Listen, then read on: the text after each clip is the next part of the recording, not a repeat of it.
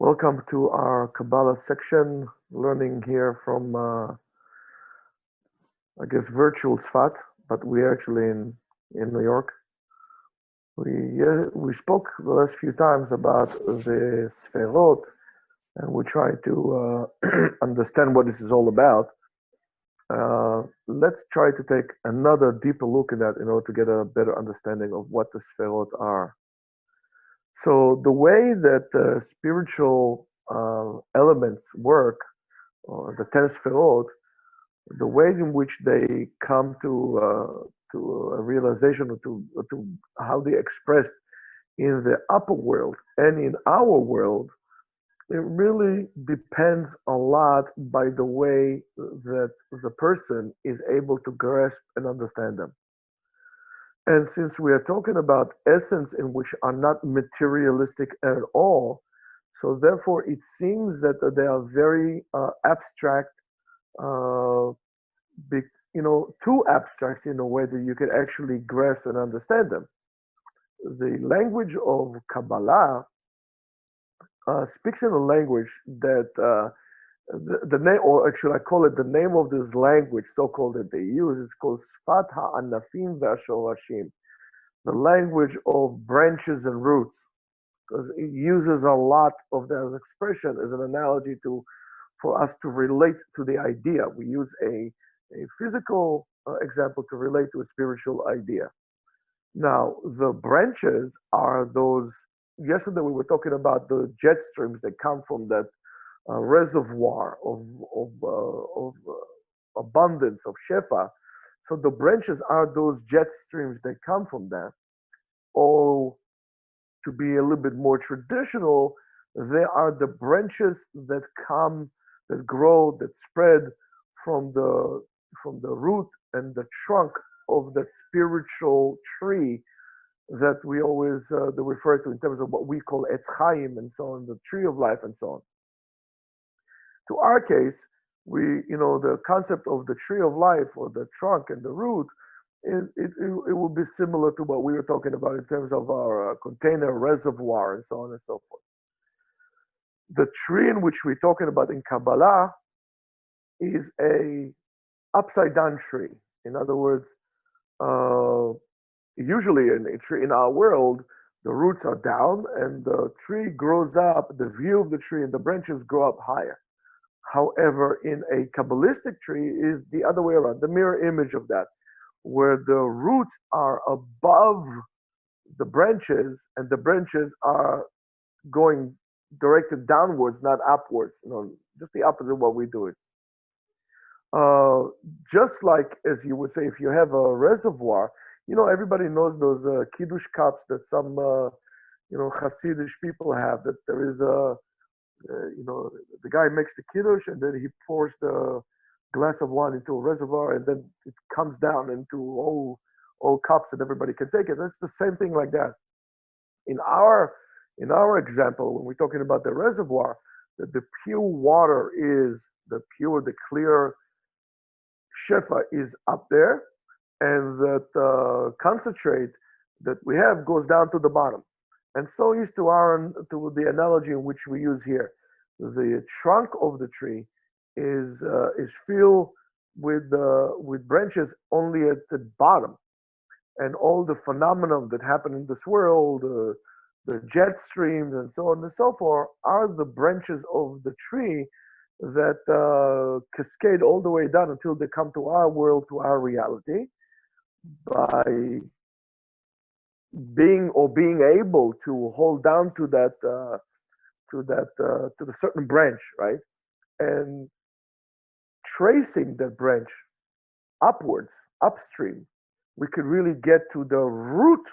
I mean, not to the root first. We have to get to the trunk, to the geza, and then from the geza we can actually go to the to the roots of the tree, to the source of all sources. So those branches in the language of Kabbalah really represents all the phenomena in this world, everything. And the further we go up, ascend up in that upside down tree, we go further deeper and deeper into the language of Kabbalah, which is the language of symbolism. The symbolism becomes more and more abstract. So, we assume that you develop a certain intellectual and spiritual endurance to actually understand that. So, as we say, the symbol could really hold within itself tremendous substance and meaning that are, just by you taking one symbol, you can write numerous books on that. The having the symbols and making the symbols also allows us a connection between objects that in one hand could not connect unless you using a symbol, right? Because there are no words that really could describe that because of the limitations of our language and the limitations of our intellect. So we use the symbols, and by using so, they get a certain essence, a certain meaning that helps us to connect together, and then we could relate to it and understand things better. To a person who is not well versed in the language of Kabbalah and its symbolism, it seems like a very ununderstood, untangible set of words and symbols that it just does not make sense whatsoever. So if you would read some of the Kabbalah books, you could really get confused because the picture that you get out of that, it's not really clear. And that is because the combination, that's what Chachamim were very much against teaching Kabbalah to people who did not develop this ability to think abstract and to think really out of this, out of the concrete thought that we all got very comfortable to use for. So you might seem like a different combinations and phenomena that really don't make any sense and they're not connected. Only when you have those keys, that you have that knowledge or the understanding to understand what the symbolic meaning of each one, you could really start to grasp the true meaning or the superior meaning and the spiritual meaning of the symbols. Now I'm going to read some of the things that it says from the Zohar, and I'm quoting now. That's from Zohar Chelek Aleph over there. It says, "Batorah hem kol hasodot ha'elyonim achatim." In the Torah, all the secrets are superior secrets and they're sealed. She'i efshar la'asigam. You cannot grasp them, cannot tangible. Batorah, in the Torah, kol otam advarim ha'elyonim. All these superior things that Torah talks about that reveals and are not revealed. In the Torah are all the things that include everything that is up and everything that is down, everything that are to do with this world and anything that they have to do with the other world. That's what the Zohar is saying on that matter.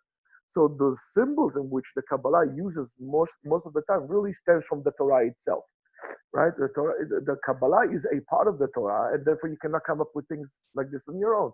Follow the same rules and the sources in which the Torah are giving us. The Mekubal, a person who is a Kabbalist, doesn't see in the Torah just a gathering or collection of commandments, laws, or stories or historical events, but rather for him it also becomes a treasure of understanding of lights and powers or energies or divine energies that really take this shape or form or that shape or form in a way of words of meaning and so on and so forth, as they're being revealed from the Sefer Torah, from the Torah itself. The Ramban Nachmanides writes, and I'm quoting, Od yesh b'yadenu Kabbalah shel emet. We have a true knowledge, a true, we call Kabbalah, but true handed over knowledge. Ki kol haTorah kula shmotav shel HaKadosh Baruch Hu. The whole entire Torah, if you take the whole Torah without any gaps in it, like from the beginning all the way to the end, are all names of HaKadosh Baruch Hu. All those combinations and everything is the name of God. ונראה שהתורה שהייתה הכתיבה, right, with the original form of the Torah, רצופה בלי הפסק תיבות. In other words, there was no separation, as it says, from Bereshit all the way לעיני כל ישראל, is just a gathering of letters without any spaces in them, right? והיה אפשר בקריאתה, and if it were possible to read it, you could read by doing so all the names of הקדוש ברוך הוא, and therefore, ותיקרא על דרך קריאתנו בעניין התורה והמצווה. And the way we read it, the way it's been decided, where the spaces come that would form the words and the laws and so on and so forth, that's called the Torah and Mitzvah. This was given to Moshe Rabbeinu, what we call the Masorah, the tradition that was given to Moshe Rabbeinu how to read it, and that was given to him, but get the Torah Shebel, that they were given to him verbally. Like, for example, you could see it very much so when we have a difference between the way we write something and the way we pronounce something. Sometimes it's extra or missing letters, and sometimes it's completely different words that we pronounce them differently. And so that's a part of the Masorah. That's a part of the traditions that we have it like this. So now, the way that we read the Torah, therefore, is no more, if you call it like this, the way we have it is one of the possible one of the possibilities to really make the combinations of reading the names, the holy names of God that really constitute of the Torah.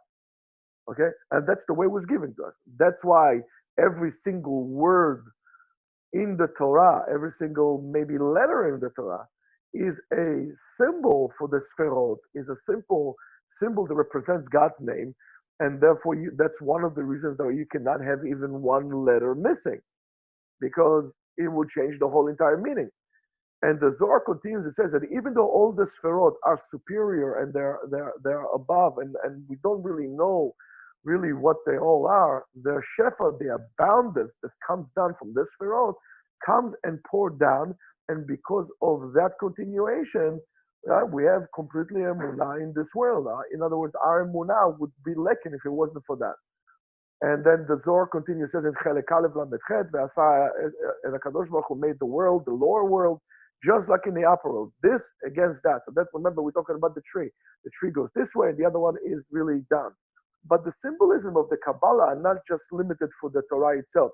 The whole entire world, the whole entire materialistic universe that were created because of the divine abundance are also aligned in the same method, in the same shape that are aligned in the spiritual world and above. And this could also, you could therefore look at things here in the way we see it in our world and use it as an analogy for what happens in the upper world. So therefore, the symbolism of the Torah are not really give us symbols or give us hints for a spiritual essence, but also are immersed completely with the spiritual energy in which they symbolize. The symbolism in Kabbalah is so strong that since the Kabbalah guides or assumes that everything is interlocking and interacting together, therefore, if something symbolizes one thing, therefore it's not for nothing. It's not an accident. There is a reason and there is a thought behind that. And that symbolism is a representation, a real physical representation of something that is symbolism. As the Ramak, Rabbeinu Moshe Devoyer, wrote in Sefer Pardes Rimonim regarding the colors. Remember, we learned the colors, we looked into these colors, a while ago in Yeshiva. And it says, "Mihagvanim anirim lain," from the shades in which are able to see in our eyes, or mitztayirim basechel, in which we could actually contemplate on in our mind.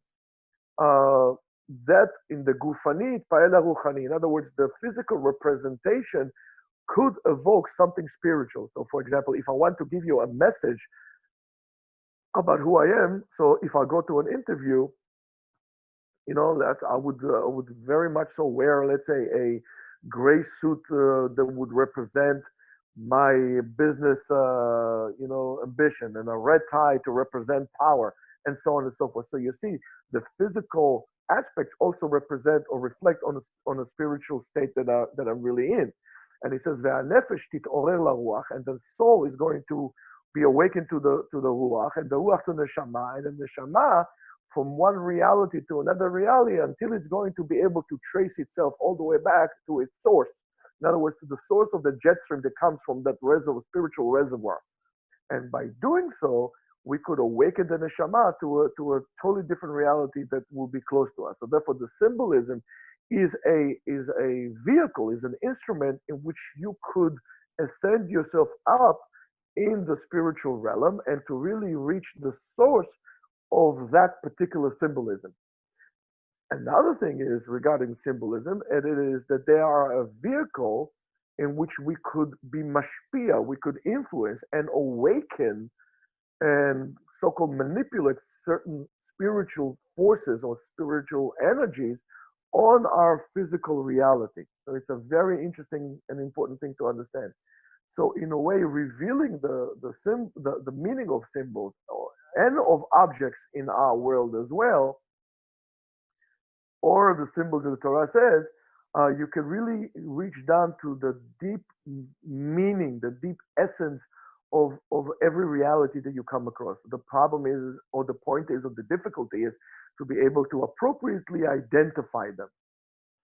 The symbolism does not come to substitute the original meaning, but rather to add different layers and different dimensions that for those who know who could actually see and understand that. Like for example, if I would give you a bottle of wine and without the proper training, let's say you have a good pellet, it's not like burnt, something like that. You have a good pellet. And you taste, you say, yeah, it's a good wine. But then I would indicate to you, like, listen, you see it's a little bit dry. What do you mean dry? Like when your tongue goes like this, it's dry. So that's called one thing. That's called tannins.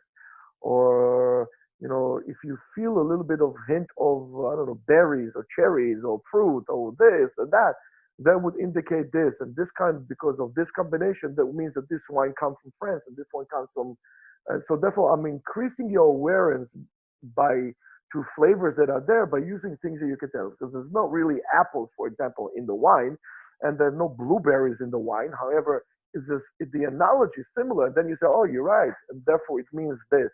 Or if I'll tell you, yes, this whiskey seems a little bit of like a little bit smoky. So it's like, is this smoky that comes from peat from Scotland or smoky that comes because of barrels of bourbon in America? So you say, oh, you're right, I see the difference, and so on, and whatever will come through it, right? So the Kabbalah comes and uses those analogies for us to better understand what is happening around us. Now, that connection, by doing so and be able to connect to a different meaning, that brings us to understand reality different. Because, even to the way we live our life and the way things cascade from the upper world out, things might look the same and then you could use the same thing, but understanding the spiritual aspect and the way that why things happen and understanding how things happen will actually make you understand reality in a better way and actually touch even the sources of what is happening in this world. And that's the job of the Mekubal. That's what the Mekubal said. So understanding what the Sefirot and the meaning of Sefirot would really mean that how things cascade, how things happen. And Rabotai, when I'm giving you the half hour or the hour of talk about this Kabbalah or this concept of Sefirot, you should know that I'm not doing a great justice to the concept itself, because people spend a whole lifetime analyzing what we call Torah Sefirot, the way that things interact and so on and so forth. But I'm just giving you something that you understand, and the reason why I'm trying to do so, that you won't fall prey to those people who call themselves Kabbalists when they are really predators to your wallet and to your awareness, and they're trying to take over your mind and your money. So if you know what it is, you'll be able to do so. Maybe actually, by the way, to be able to invoke you to a little bit more of a trying to take a deeper look in your life and to try to live your life and to be aware of life in a different light. So I hope that helped you somewhat. Ezrat Hashem, we're going to continue after Shavuot on the same, more or less on the same trend. I would like to wish everybody, first of all, a Chag Shavuot Sameach, a happy Shavuot, and it should be a very meaningful Shavuot. And not only that Shavuot should be meaningful, Rabotai, but every day should have a meaning to it and a spiritual meaning. And you should involve, and your meaning, by the way, will come to your days by becoming more aware of what is happening to you, or what is happening in the day itself, the changes even of the light, the changing of the trees. All these things are part of reality you should pay attention to. That will give you more meaning because you understand things better. Meaning usually comes when you understand things. If you don't understand, you cannot get down to the real value of that. And so is for Torah. You should stop, or we should try to make a real, genuine effort to become less superficial and more interesting in substance and meaning and understanding of why things happen and why do we do things and why we don't do certain things. That will be very beneficial to all of us. So that's why I want to wish everybody take the time to do it. It's a good time to do this thing, to really dwell deeper into the essence of our reality. And if you understand that there are less chances of you to get drifted away by all kind of con artists and all kind of people that, this is not the time nor the place to talk about. They're not worthy of that. However, Rabotai, if you have questions, any questions, if you need any guidance and you need any help, you could reach us at rabbigaon@gmail.com. We're here to do our best as much as we possibly can to help anyone that needs help. We don't give loans, and no, we don't come talking about that kind of help. But if somebody needs, that's something else. You need somebody to talk to. You have questions to ask, and so on. You could reach us as rabbigaon@gmail.com. You can visit us on the Yeshiva website at yeshiva.etzion.com. You could also check us at Facebook. You could check us on Instagram. And you could join us on Zoom to the lectures that we have until we, reopen when the time is right to reopen. We're not going to rush into things. We're going to try to analyze and do the best with the things. So, Rabotai, you should have a wonderful Shavuot, a very meaningful Shavuot. And this should be the beginning of the redemption of Am Yisrael, not only of our Neshama, the redemption of Am Yisrael, and to the glory of Hashem. So, Rabotai, have a wonderful, wonderful day. Have a wonderful continuation of this week, and even a more wonderful and spiritual Shavuot and Shabbat.